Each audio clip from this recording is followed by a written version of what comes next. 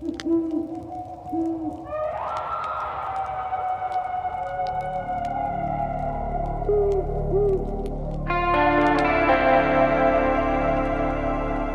Appalachian Mountains are some of the oldest in the world, and we just happen to live in them. One thing we can tell you, there are ghosts in the mountains.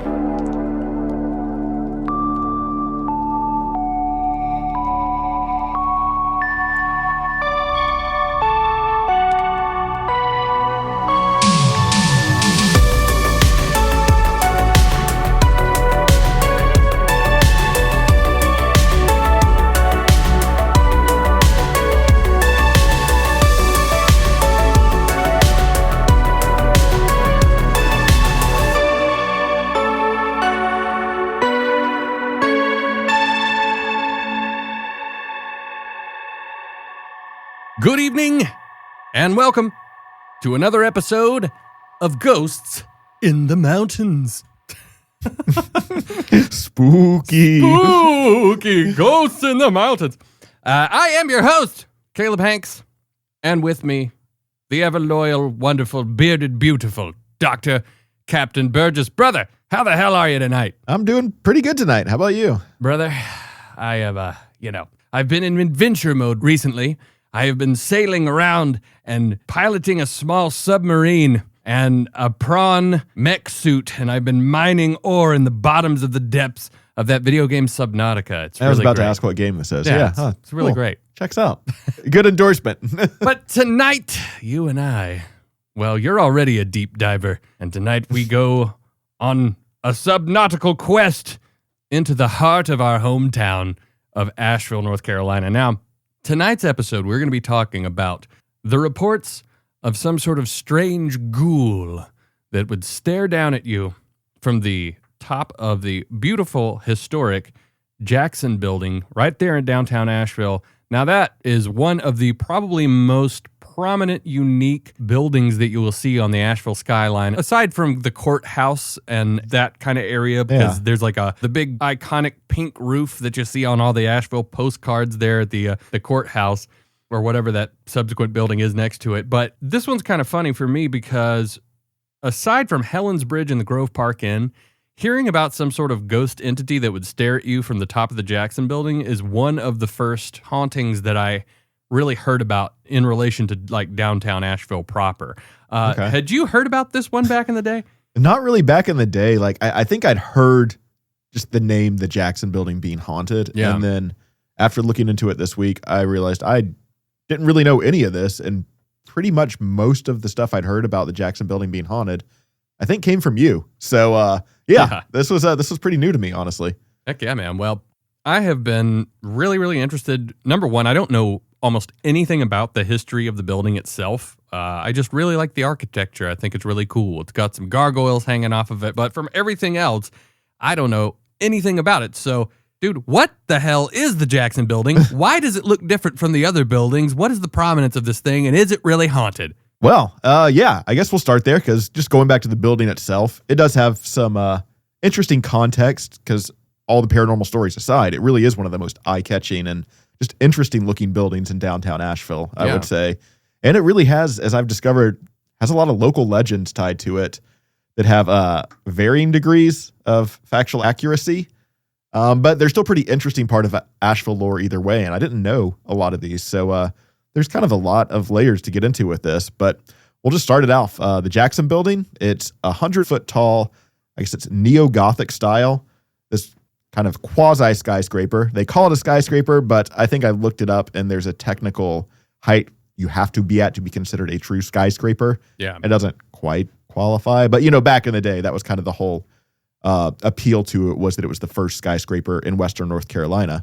But it's located basically in Pack Square, kind of right beside the fire department or the police stations in downtown, kind of near Pack's Tavern, actually, in the old Buncombe County Jail with the infamous Goblin Ghost. Oh, yeah.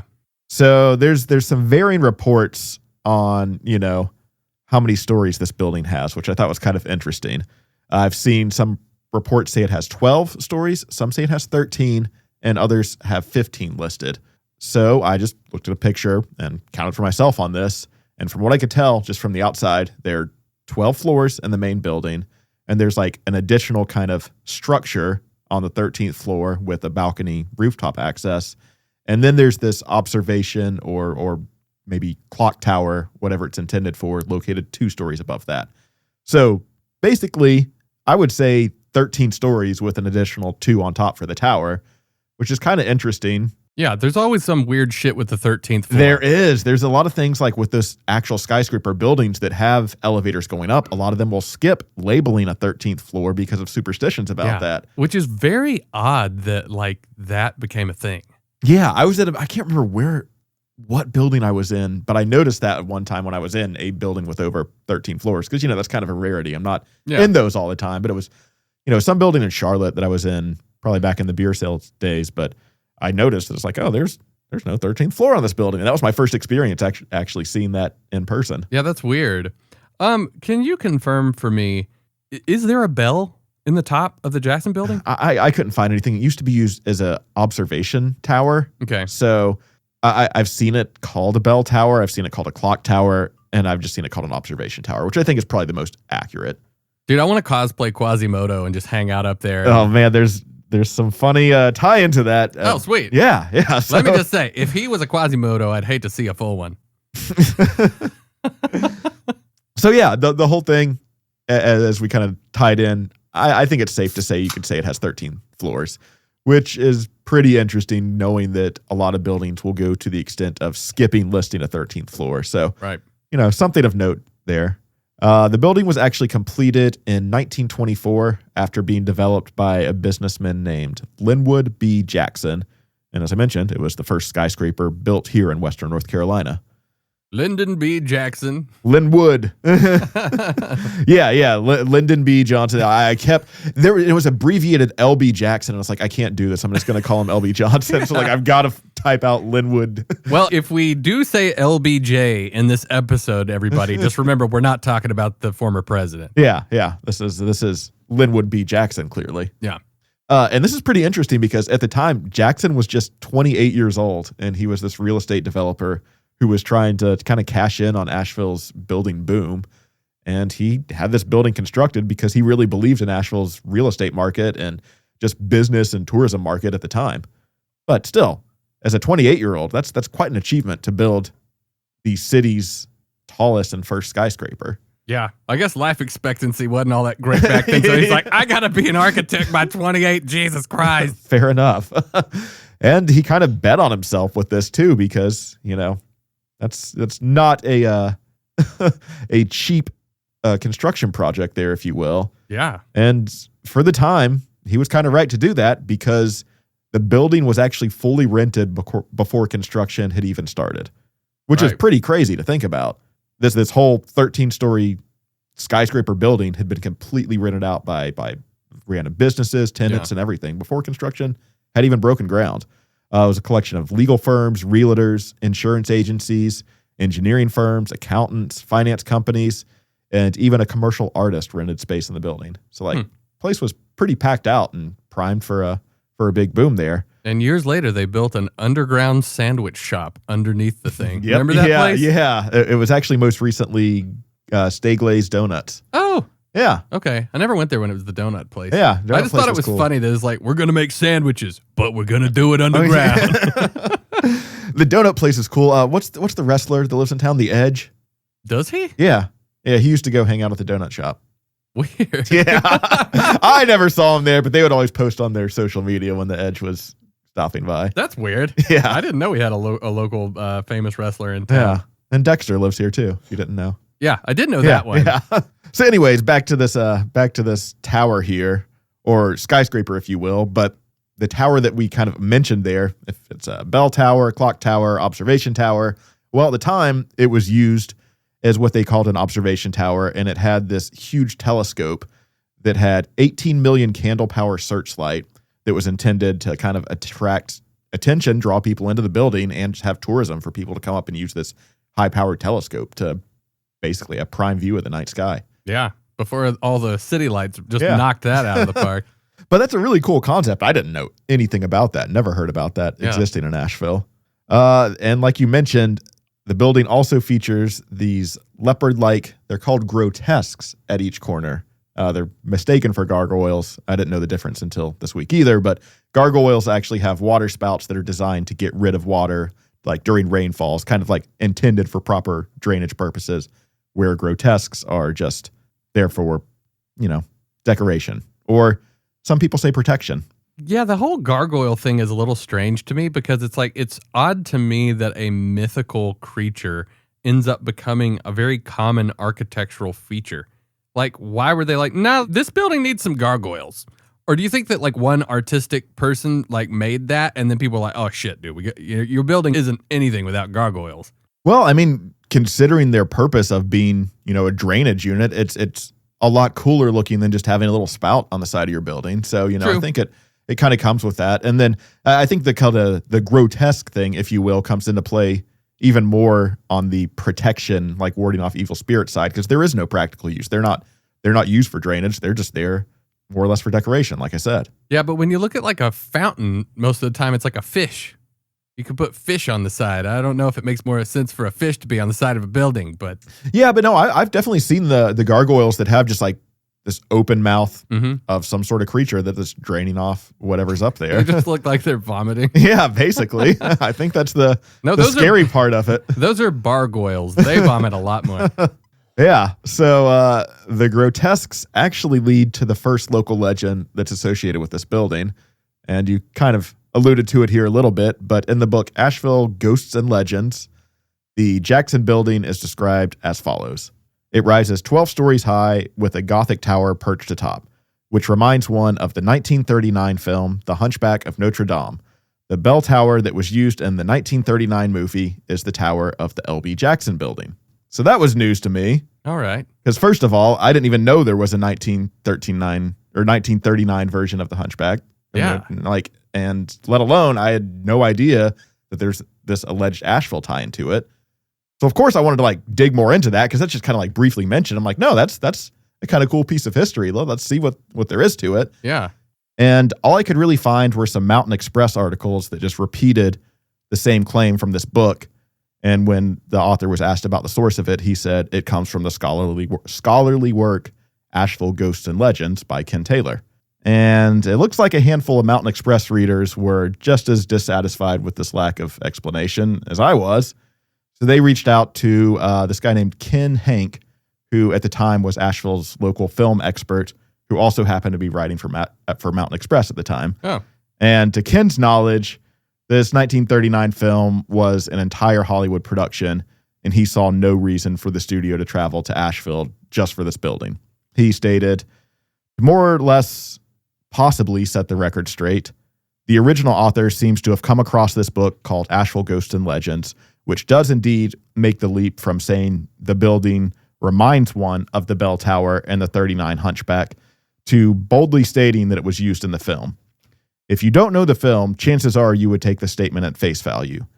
The IMDb claims that the bell tower interiors for the film were shot at the Mudd Hall of Philosophy at USC. Now, where the book comes up with the connection to Asheville is anybody's guess, since I'm presuming from what Betty says that the story likely predates the book. Really, this sort of things happen in movie history all the time. A story gets printed in a book, and then it makes its way into other books. It's a wonder if anything is ever correct. But the claim overall was that the Jackson building was just in like a single shot of the movie. Yeah, it was the tower, which is just an observation tower from all I could tell, right, was used as the bell tower in this 1939 movie, according to the rumor. It would be relatively easy to pull up the 1939 film and look at it and then look at a picture of the Jackson building to confirm that. Yeah, it should be fairly easy. I didn't have a copy of that, and I didn't really want to go through the trouble after Mr. Ken Hank here was fairly certain that this was just some sort of misconception. Sure. Yeah, it makes zero sense for them to be like, dude, there's this one building in Asheville. We gotta get somebody out there, boots on the ground, get that shot. Like, what? And people in LA in the 1920s are like, what the hell is Asheville? Like, we got to go to the East Coast? What the fuck is why? Isn't it like a possum settlement? Can't we just build the set here? Yeah. So sorry to burst anyone's bubble on that if that's like your favorite local lore of Asheville, but doesn't seem to have much truth to it. But hey, look, if you want a hunchback to live in that building in your mind, you can do what you want. There you go. It's called a tulpa, people. Yeah. Let's make a hunchback tulpa. That'd be great. Well, there might be one already, but we'll get more to that shortly. So the other really notable feature of this building is that it's got a relatively small footprint for its vertical size, if you will. Mm-hmm. So it's built on only 27 by 60 feet of land. That's not super surprising because it is a very thin building. Yeah. When you look at, like, after you've seen it, you kind of think about that and you're like, that checks out. But it is a very thin, kind of small footprint for what is considered a semi-skyscraper, if you will. And it was initially believed to be too small of a plot of land to be a skyscraper or to build a building of that height, just because, physics and wind and all of that. But it now holds the record for the tallest building on the smallest lot. Oh, damn. So interesting little fact. In town or like in the country? I think in the country is what Holy that was shit. implying. I didn't really verify that, so sorry if that's completely incorrect. But that's the claim that I found. Well, you cleared up one thing very good, so you got a mulligan. Yeah. So because of this, the foundation actually had to be dug deeper than usual. And there's a story about Jackson and his brother Winston that stayed there for 3 nights just to ensure that the building wasn't going to cave in when they were having to dig out these kind of underground basement foundations for the building. Yeah. And that's kind of notable because another popular local legend is that the Jackson building is tied to this alleged underground tunnel system.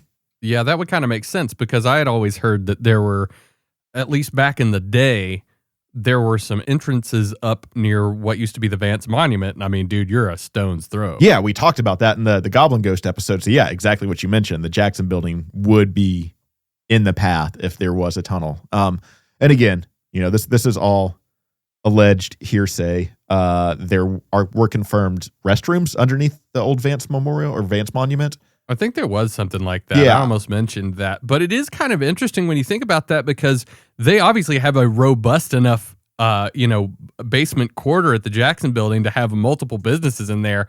There's got to be some connected shit down there, dude. Yeah. So interestingly enough, there's this book, Legends, Secrets, and Mysteries of Asheville, and author Marla Milling has this whole chapter where she explores rumors of the underground tunnel system. And she kind of goes around to local business owners, seeing if they'd be willing to share. Like, she goes to Pax Tavern, like, hey, can you show me, where this alleged boarded up entrance is? And she explores all these areas around town, and she goes down to this business that was located in the basement floor of the Jackson building. At the time, it was called Jackson Underground Cafe, which is, I think, the sandwich shop you were alluding to, right? Yeah, maybe so. Yeah. Most recently, it was Stay Glazed Donuts. I'm not sure if anything's there currently, because I think Stay Glazed was unfortunately closed down semi-recently. Mm-hmm. But anyways, the cafe, which is already located on a floor lower than the first official floor of the Jackson building, has an additional basement floor beneath that. And the cafe owners said that there's a door in their basement that leads out into a space underneath the sidewalk. And he says that he could basically look up from this underground area and see the grate of the street above, but he can't see any sort of extensive tunnel system. But it's still interesting either way. Doesn't mean it isn't there. And it doesn't mean that it wasn't initially planned and abandoned.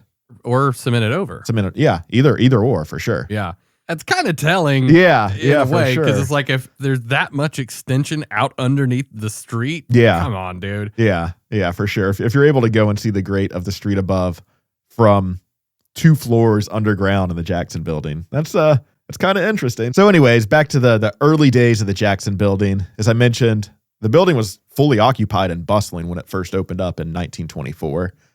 And there is yet another local legend. Didn't hear this one at all until this week. It's kind of wild that a young Walt Disney worked as a draftsman in the Jackson building during 1924 when it first opened. Is this confirmed? We'll get to that. Why do people keep making shit up about this place? Is it? Yeah, I know. Allegedly, he worked for Thomas Cox Jr.'s drafting business. And according to this legend, Disney was a competent draftsman, but he doodled little mice and other cartoons all over his work, leading to Cox having to fire him. Dude, the Jackson building is cool enough. You guys got to stop making shit up. Well, apparently there's a 1966 story published in the Asheville Citizen-Times that has a lot to do with this rumor, if you will.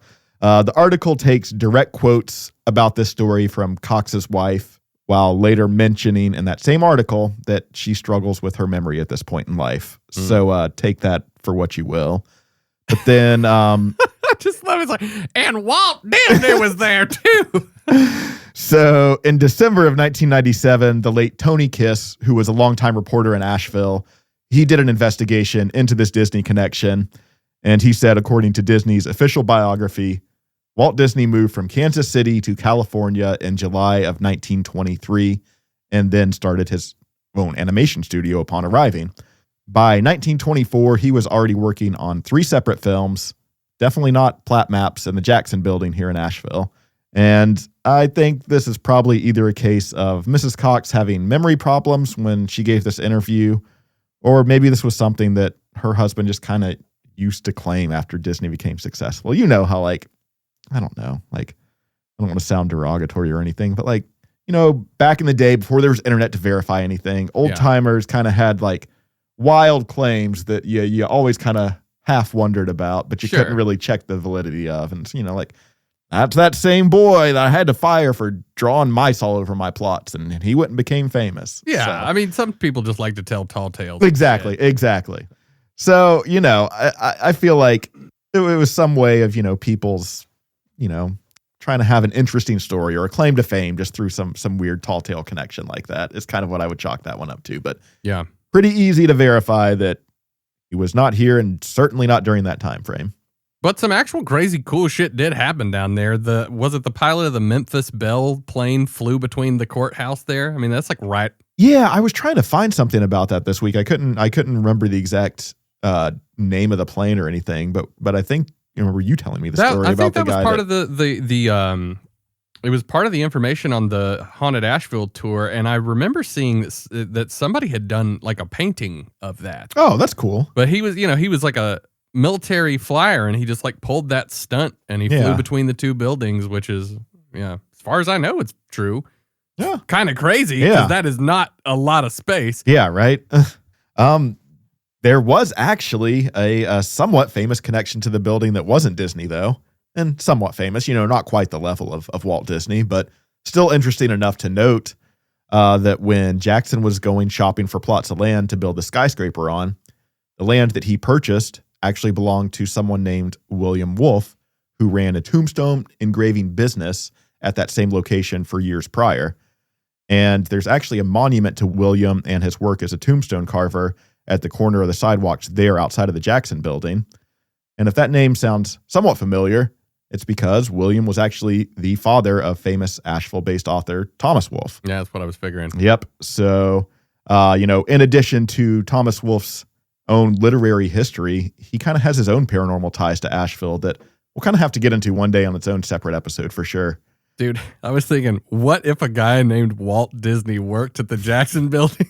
Like, actually, his name was Walt Disney. And he really was doodling. Yeah, but somebody was like, Walt Disney, Walt Disney gets famous, and they're like, that guy used to work at the Jackson Building. And then the mythology sprouts from there, but there actually was like a dude named Walter Disney. That would actually be hilarious. It'd be fucking ridiculous.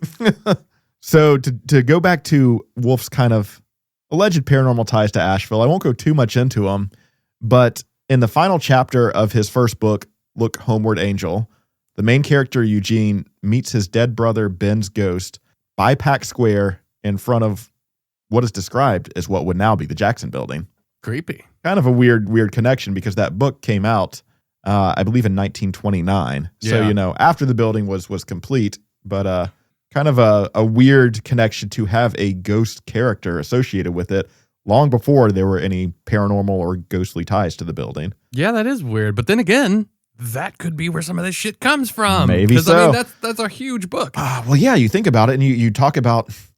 It almost reminds me of the Jules Verne aspect with the Brown Mountain Lights and some of the other just weird predictions that Jules Verne has kind of somehow been able to write about that have come into existence. Dude, look at The in the future. Simpsons. Yeah, exactly. That's what Jules Verne was like The Simpsons before they had that prophetic association or tied to them. It's crazy how many times The Simpsons have been right about future events. Yeah, for sure.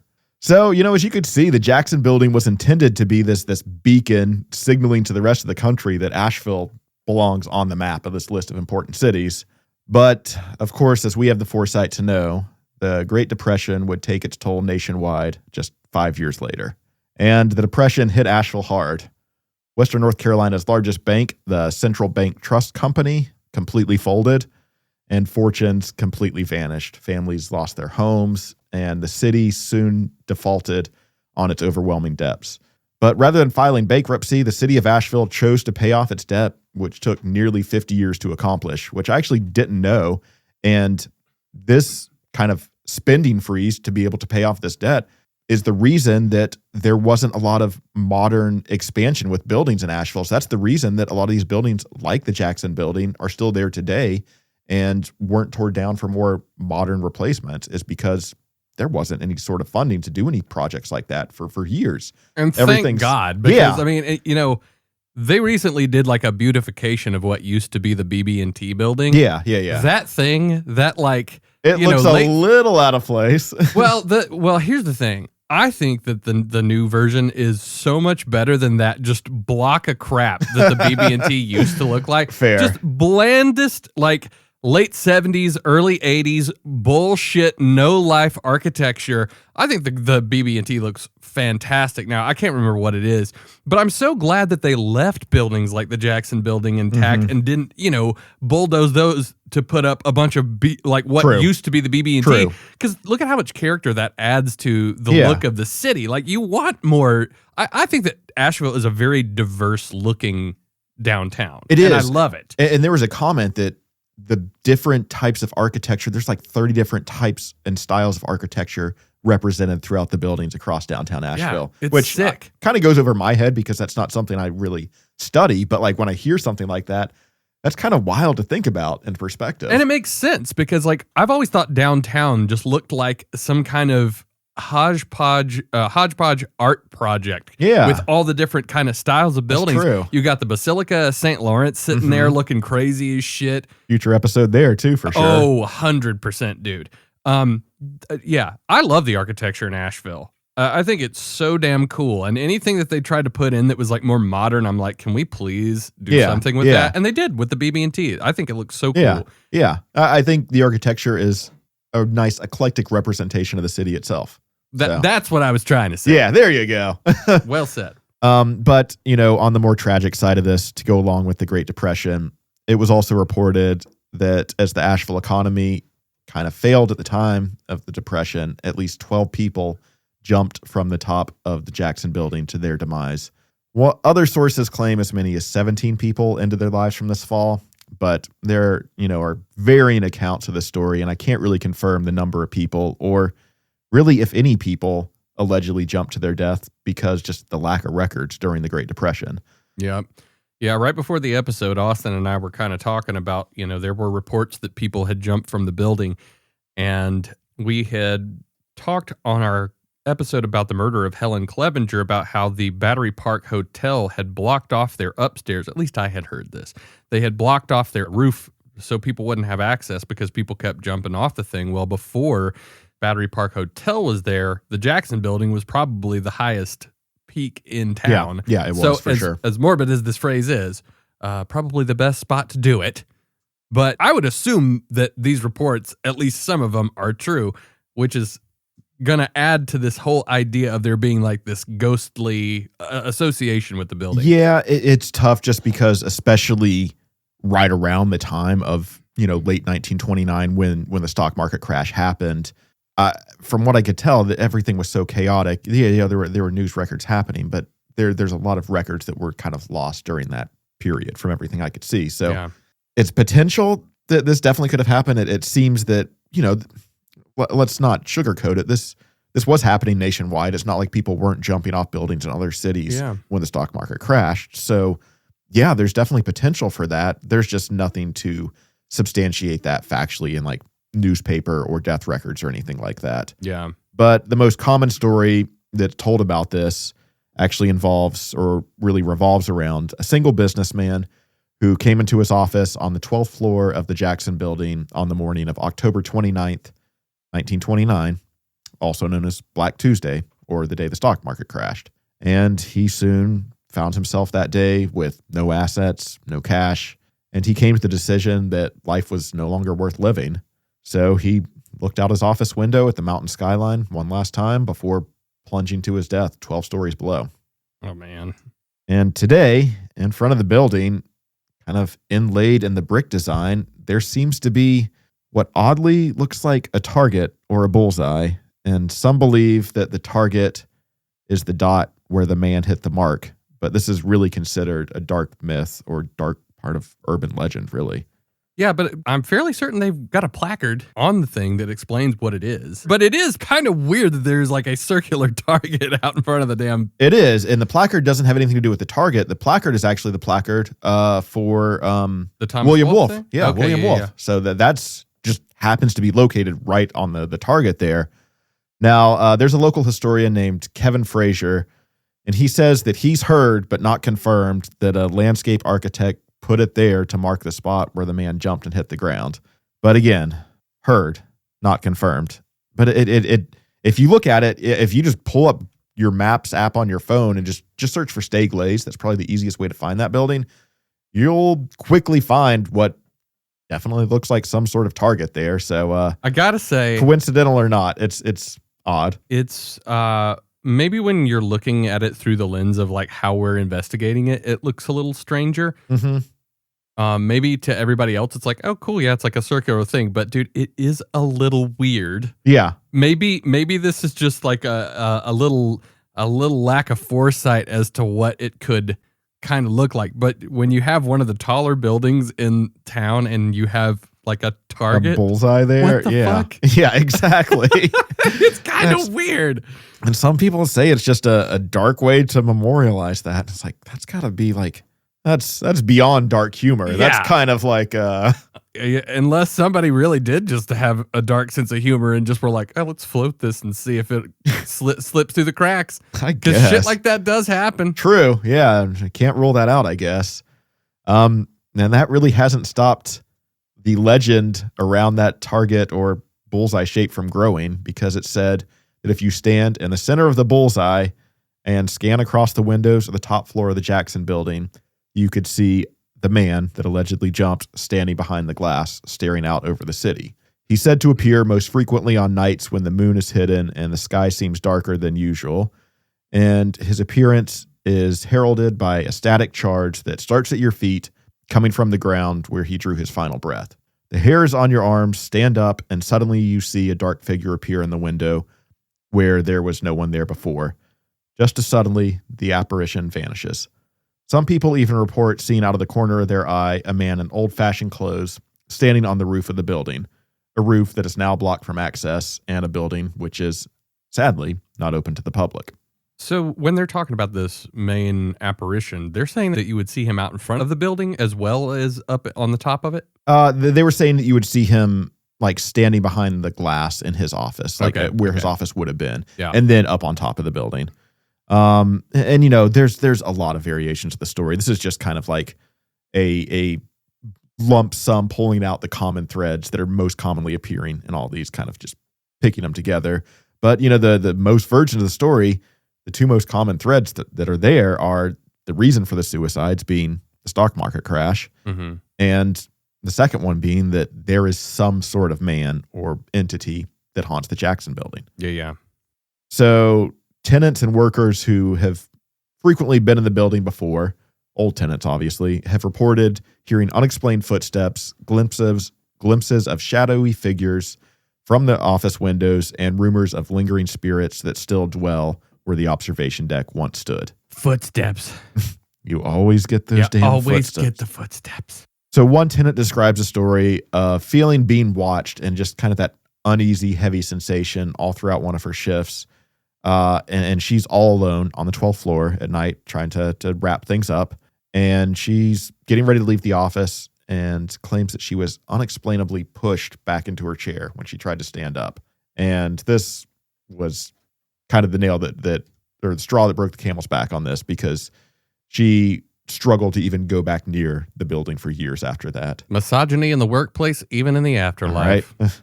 So an exploration of newspapers from 1929 through the end of the Great Depression turns up with nothing about that bullseye clearly in view on the sidewalk, which kind of alludes to that being added much later. Obviously, that wasn't a target that was built at the time of the construction of the original building. But that local rumor persists that after these men, or maybe one man, jumped to his death, that's what they built to kind of commemorate that. But there's really no evidence out there to corroborate that whatsoever. But there is one death that can actually be confirmed. The headline of the paper was F.M. Mesler shoots self to death. And this was a headline from the Asheville Times on April 4th, 1930. What a headline. Shoot self to death. That sounds like he was just standing there drilling himself. Doesn't really have the best roll off the tongue phrasing there.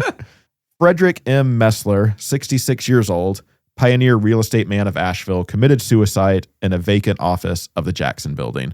With his wife, Mary Ella, Mesler moved from New Jersey in 1889. For several decades, he made himself a mogul in Asheville as a real estate broker and fire insurer. Mesler rented office space on the 6th floor of the Jackson Building. One morning, wearing his suit and glasses, Mesler rode the elevator to the 8th floor, pulled out a revolver, and took his own life.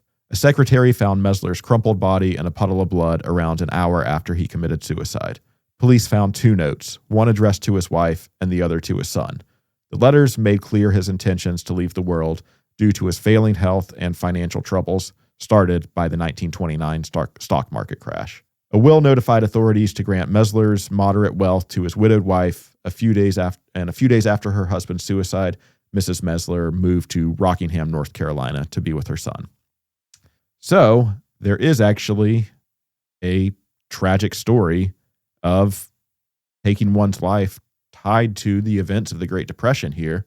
It just doesn't play out in the dramatic way of plunging to your death from the building that is so commonly associated with it.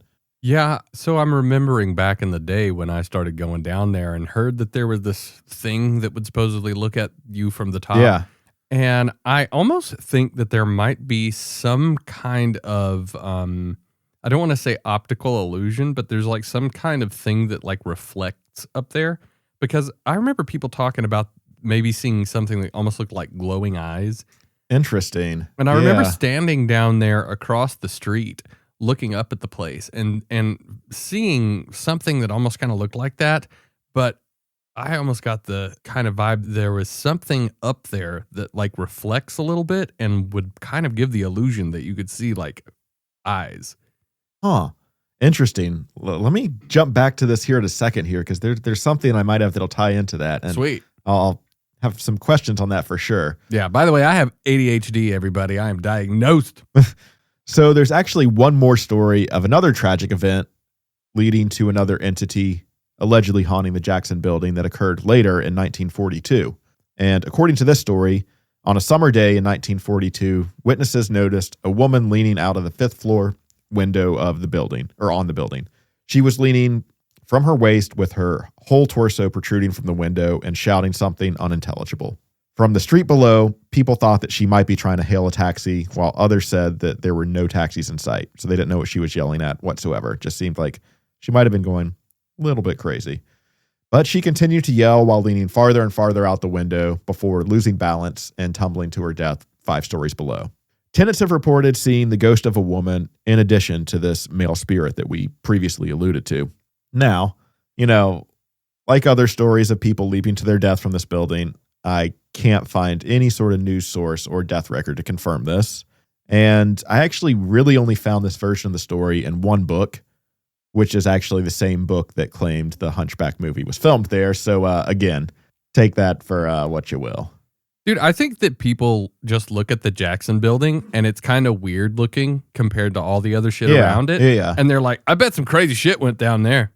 So it's just easy to I bet. To tie a creepypasta to, if you will. 100%, man. Yeah. I bet people just spin yarns about the damn thing all the time because it's a crazy looking building. It really is. And especially, when you're a younger person or younger kid and you're getting into stuff like that, you just drive by a building, you're like, oh, that looks haunted as shit. I bet that's haunted. And It's almost like what we were talking about. This might have been on the midnight broadcast, but we were kind of talking about this idea of like boys at summer camp and the camp counselors make up bullshit and they tell them that, but you're young and impressionable and then you just believe it. Yep. Dude, somebody could be just driving through downtown and look at their little brother or something and just be like, dude, 50 people jumped off that thing, right? And then the kid just goes with it.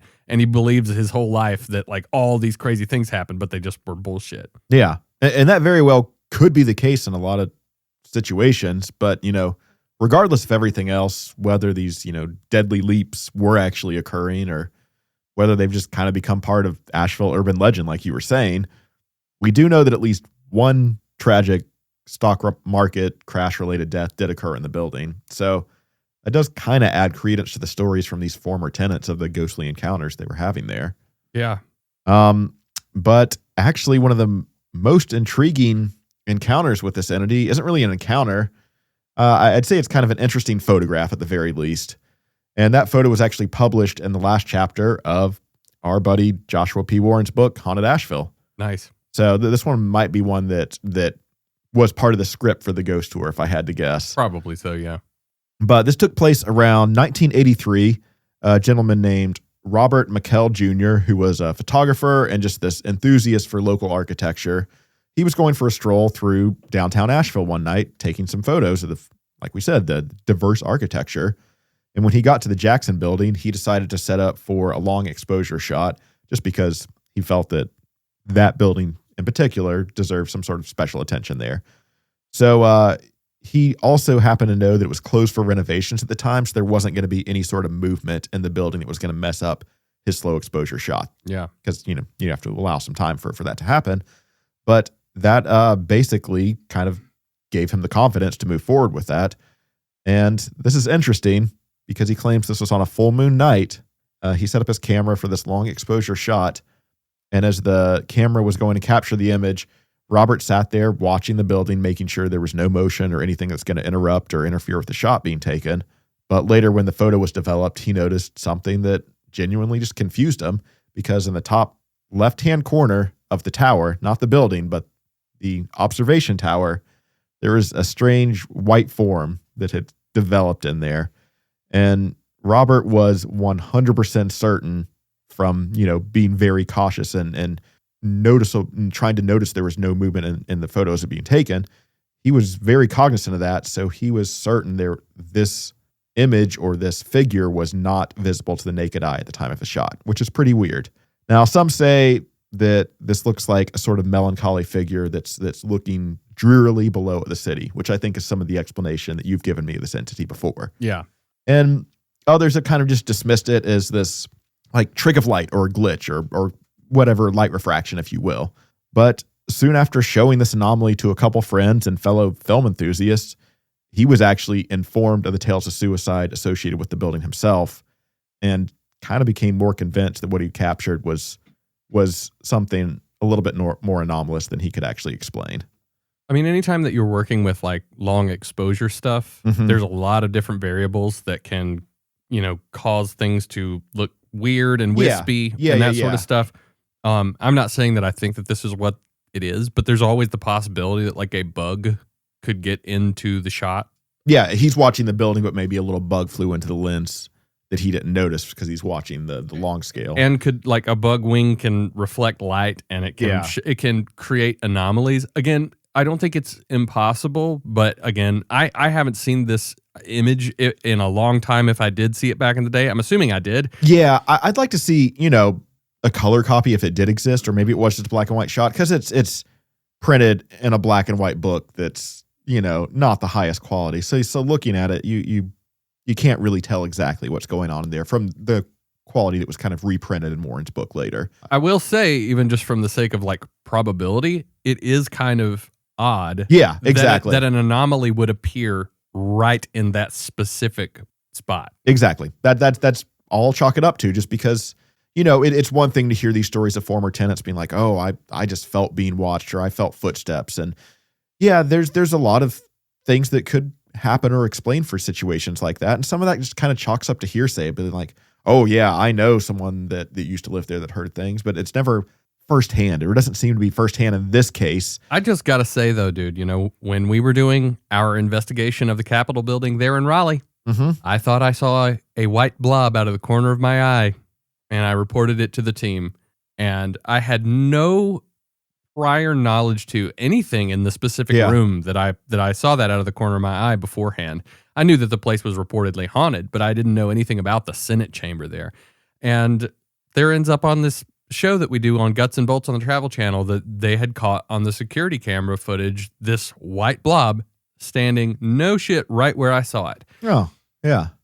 So odd coincidental timing with stuff like that. So when you have an image, and albeit a long exposure, but the anomaly takes place in a spot in the building where people have talked about, people potentially have jumped off this. After that experience that I had back in the day, I do kind of take that stuff a little bit more seriously because I'm like, I experienced this. Like, I think this shit does happen. Yeah, for sure. And that's what kind of intrigues me the most because it's firsthand. You got someone that's not only there witnessing it, he has the closest thing to photographic evidence, be it blurry or not. It's not someone just saying, oh yeah, the legend has it that tenants have heard this. This is more or less kind of the most corroborating thing that I've really found digging into this. Now that I've seen some comments that other people have, be it pictures or footage of some of the paranormal activity here, but this is all I've really been able to find myself. I don't know too much about anybody really doing this, but I do think it's kind of interesting. The idea of doing more long exposure experimentation in paranormal hotspots. Yeah. I mean, how many people do that? That's true. That could be a very valid method of actually capturing stuff, but I don't think people try it very much. That's a really valid point. And, it seems like something that should have been thought about. And it seems like an easy, obvious answer now that we're saying it. I have literally never, ever heard of somebody trying a long exposure in like a place like the Lake Lure Inn or something like that. Maybe Robert was onto something back in the 80s before this was even, a really common school of thought. It might be harder to do because like when you're inside in a place, if you do a longer exposure, I know typically long exposure stuff is more, people do it more with like outside shots. Yeah.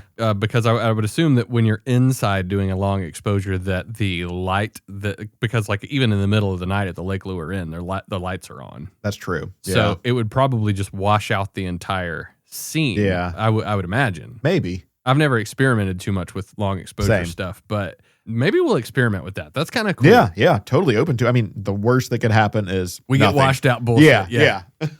So, according to AshevilleTerrace.com, whether Messler's spirit haunts the 6th floor office or other unnamed specters amble through Asheville's first skyscraper can only be confirmed by those who pay close attention to the tallest windows of the 13-story building.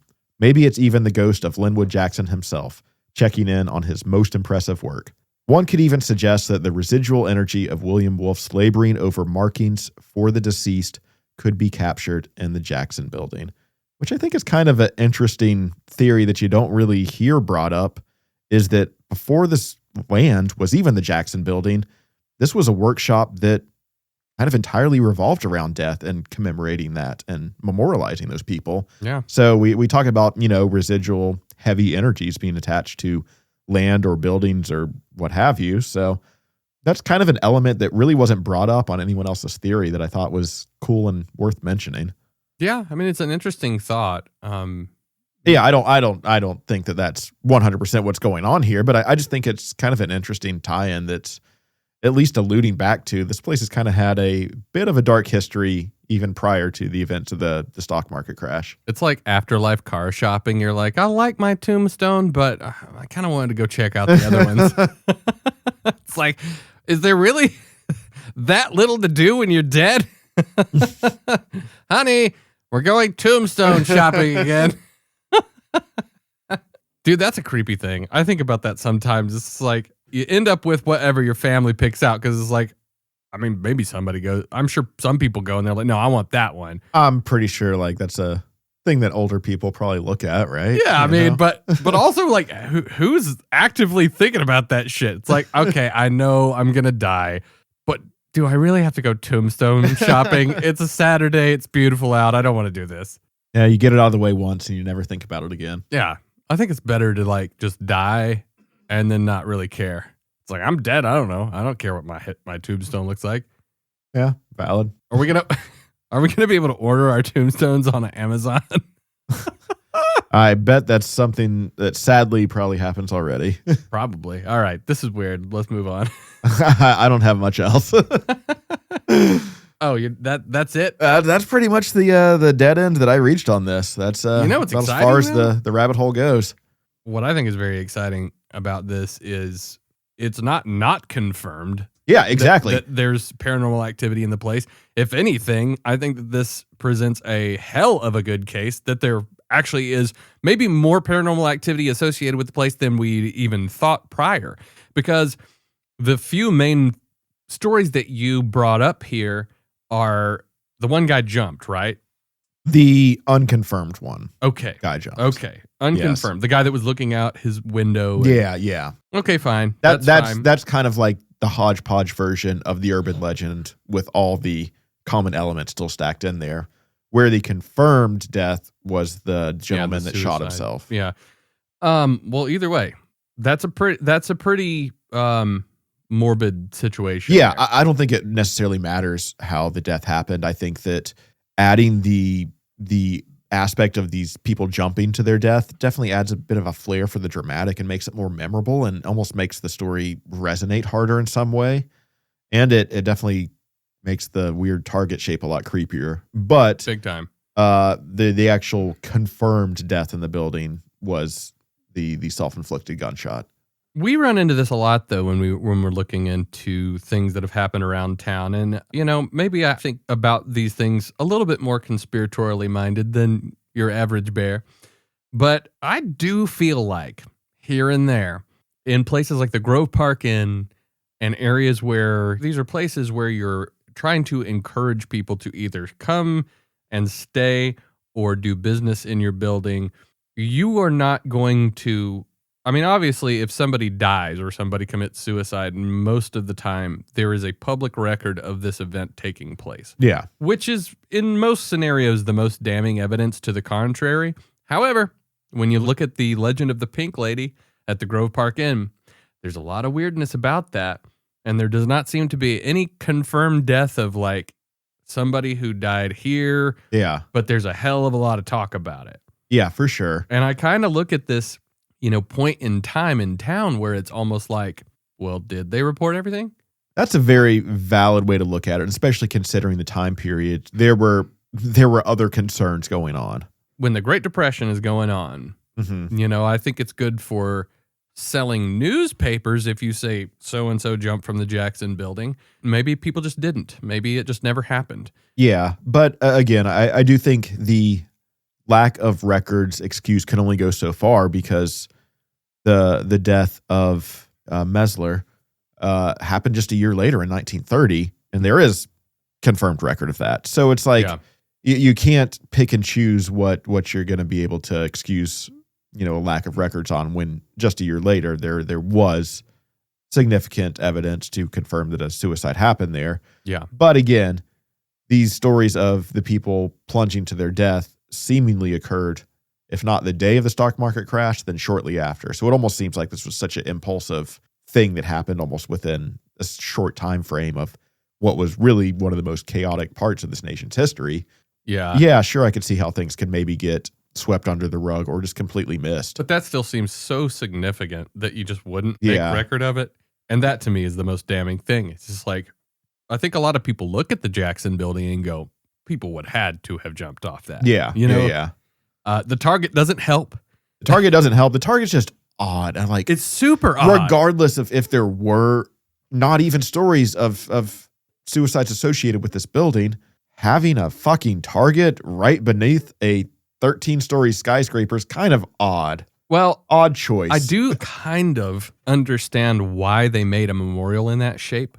Because when you're walking down the sidewalk next to what used to be, I think it used to be Pack Place, maybe it still is Pack Place anyway. When you're walking down the sidewalk and then the Jackson building is there on your right, that little area where the circular memorial is, the sidewalk kind of bubbles out. You know what I'm talking about? It does. The sidewalk kind of bubbles out into the road for whatever reason. I don't really know why it does that. Maybe it was because it was part of the plan when they decided to put the memorial there. I don't really know. But it's always been a little odd to me that the sidewalk, like, just for whatever reason, just bubbles out there. Yeah. And they have this circular form. Yeah, perfectly fits the circular shape of that target. The whole thing is curious to me. I really do not understand the thinking in that design at all. Yeah, odd choice. If anyone has any connection to whatever architect might be responsible for that, I would love to pick their brain. Yeah, be really interested to know, like, why they thought that was a good idea. Because, I mean, if you're just walking down the street, it's relatively innocuous. Because, dude, I've never walked down there and looked at that memorial and thought, oh, dude, that's a bullseye for people jumping off. I never saw it in that context until I read about it being the kind of legend, and then I looked at it from bird's eye view on the Maps app, and I'm like, oh, that's a fucking bullseye. That's why I said earlier, it might just be weird only through the context of when you're looking into death related to that area. But I still think a bullseye shape at the base of a skyscraper is an odd choice, and I'll leave it at that. That's fucking weird. Well, dude, I'm stoked about the information that I heard here tonight because you got one confirmed death, and not just somebody killed off. Somebody killed themselves in this building. Yeah. I love that. I think my favorite part of this is that there were a bunch of local lore and legends that I really wasn't familiar with. And some of them were bullshit, like the Hunchback and the Disney part. But the actual paranormal stuff really can't be completely disproven. And if nothing else, even though this picture that was in Josh Warren's book, the Haunted Asheville, even though that is kind of a, any major skeptic that looks into this stuff goes, it was a long exposure. Yeah. There's any number of things that could have influenced what ended up developing in the picture. Sure, I think that's a valid argument. However, the specific placement of the anomaly in the picture, I do think is noteworthy, if nothing else. And knowing that there was a confirmed death in the place, I mean, for me, I'm not 100% sold that this is what's going on. But I think that there is a decent bed of information there that is, it's enough. Yeah, I'm not walking away like as annoyed as I was after Chicken Alley, being like, oh, this is a crock of shit. Yeah, and honestly, dude, like, number one, the Jackson building, as we've talked about all night, it's just a cool-ass looking Gothic architecture in the middle of town. It looks super fucking cool. It looks kind of creepy. The fact that there is this association with it, I love it. It's one of those situations where, back in the day when I was getting into the paranormal stuff, I was kind of fixated on the Jackson building for a while because it was like this reoccurring paranormal thing that you could see from the street in town. It's like the only building with gargoyle-looking fixtures on it, too. Dude. Yeah, exactly. And it's really kick-ass to know that there is still some like merit to the idea that there is some sort of haunting or paranormal anomaly, some shit going on down there. Yeah. It enriches my mental lore about my own hometown. Here you go. Maybe we'll have to stroll by there Saturday. Oh, dude, I'm into it. Yeah, your old host here is hitting the big 4-0. And by the time you guys are hearing this will have already occurred, but we're hitting the town. I think we're going to hit up the AC Hotel rooftop bar because that is one of the best views in town. Dude. Yeah, that's a good one for sure. You can't get to the top of the Jackson building, but the AC Hotel it's up there as far as it's up there, and it's literally up there. And the top of Barley's is a classic. We're 100% going to Barley's. So I don't know, man. Maybe I'll sneak a meter in or some shit. But God, dude, I haven't even been in Barley's since we did our big episode about it. So it's going to be a fun time. It's going to be a vibe. Hell yeah. All right, everybody. Well, we hope that we have been informative enough about the strange anomaly that is the Jackson building here in town. And, at the end of the day, even the building itself is relatively an anomaly. Like you had mentioned, there's the dimensions of it being what it is and how tall it is are kind of strange. The architecture in general is a little strange because it's kind of asymmetrical. Yeah, which is kind of bizarre. You know, that whole top part just kind of goes over to one side. Well, that's it kind of just like stacks because you have those initial 12 floors. Then you have this kind of separate structure for that 13th floor with the rooftop access. And then in the corner of that separate structure, you have the tower. So, yeah, it's unique and odd looking all the same. Absolutely. Well, if you live here, go take a picture of the Jackson building. If you're stand in the middle of that bullseye and take a picture. Yeah. Apparently that's the trick. See if, according to local lore. yeah. See if you see anything looking down from the bell tower. But if you don't live in town, look it up. It's cool, even if you just like Gothic architecture. And man, the Asheville skyline is a very, very, very beautiful and unique thing. I've always thought this town looked so cool. As ChatGPT always likes to say, nestled in the mountains of Appalachia. It is, and it's beautiful. With the mountains and the skyline and just how diverse and cool the downtown area is. Downtown Asheville is an absolute fucking parking nightmare, but that doesn't stop us from making it down there every once in a while. So either way, we hope that this has been an informative episode for all of you. And as we lead you out into what will be for us the midnight broadcast, our post show that our paid Patreon subscribers have access to, we are going to be getting into even weirder stuff. I found a couple of kind of bizarre headlines this week, and I would be remiss if I did not mention that we unfortunately lost Nick Pope. Man, that one hurts because he was one of the favorites. You know, what a legacy he left behind. The last time I saw Nick Pope, he was telling me and the Hitchhiker guys how damn good we were. And I'm very excited that I get to have that last memory of him. Was him giving me a compliment. That's the kind of guy Nick was. Nick, we love you. You figured everything out by now. You know all the shit. And can't wait to see you in another life, brother. Yeah. That said, we love you, Nick Pope. Thank you, everybody, for listening to Ghosts in the Mountains. I went through last night and replied to a lot of the YouTube commenters. You guys are so wonderful. Stirring the shit up. Yeah, stirring it up, baby. Now, you guys are so wonderful, and sorry it's taken so long to get through all that stuff. Either way, if you want to know more about what we do, please go to ghostsinthemountains.com. If you have a paranormal experience that you would like to share with us, you can do ghostsinthemountains@gmail.com. And for our Patreon subscribers, please stick around for the midnight broadcast. We will see you all next week. Stay spooky, everybody.